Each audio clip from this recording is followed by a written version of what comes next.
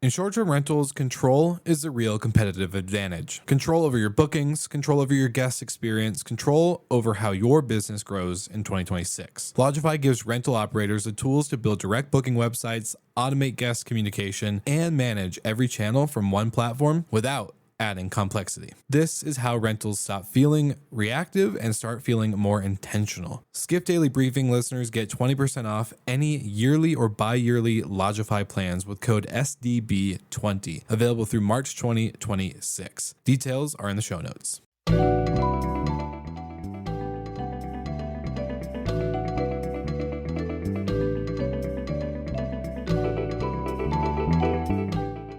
Welcome back to the Skift Daily Briefing. It's Wednesday, March 25th. I'm Sarah Dandashi, and today we're talking about United doubling down on premium cabins, U.S. airports going no comment on security wait times, and an activist investor deal that could reshape Tripadvisor. Let's get into it. United's 250 plane order adds more lie flats and snack bars. United just signaled it's not seeing demand cool off anytime soon. The airline announced plans to add more than 250 aircrafts by April 2028, including new Airbus narrow bodies designed to upgrade the premium experience, even on routes that used to feel like a floating bus with wings. Now, two highlights here. The A321 coastliner, which United is positioning for transcontinental flying with lie flat Polaris seats, and the A321 XLR, which can handle longer haul routes and will replace the older 757s with more premium seats overall. And yes, United is also leaning into onboard snack bar concepts for economy, borrowing a page from the idea that people enjoy moving around and pretending they're not on hour 4 of a flight. The bigger story here is the strategy. Airlines are increasingly chasing premium revenue because it's been a key driver of profitability post pandemic, and United is betting that stays true even with fuel costs rising. The bottom line here is that United's message is clear: growth is still on, and premium is the product that they're building around. Next up, airports stop posting wait times as lines stretch for hours. We are now entering the if you can't measure it, you can't complain about it era of airport security. Several airports facing severe TSA staffing shortages have stopped posting security wait times online altogether, even as lines stretch into baggage claim areas and parking garages.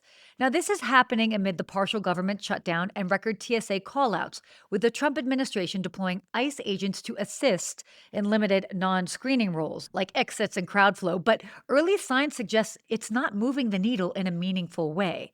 It also creates a trust problem. When airports pause reporting because times are changing fast, travelers lose one of the few tools that they have to plan realistically. And with spring travel ramping up, reliability becomes a business risk, not just an annoyance. The takeaway: this isn't a get there 2 hours early moment. It's a pack a snack, charge your phone, and emotionally detach moment. And our final topic: Tripadvisor and Starboard make peace with board seats on the table. Finally, online travel. Tripadvisor reached a deal with activist investor Starboard Value that expands the company's board and opens the door for Starboard to recommend up to 4 directors in total, including potentially a Starboard representative. Now, really, why does this matter? Well, activist pressure often leads to strategic shakeups, asset sales, leadership changes, or sharper focus on profitability. And in this case, it puts renewed attention on TripAdvisor's structure and what happens next across its portfolio. The bottom line here: this deal doesn't end the story, it's the start of the next chapter, with strategy now under a brighter spotlight.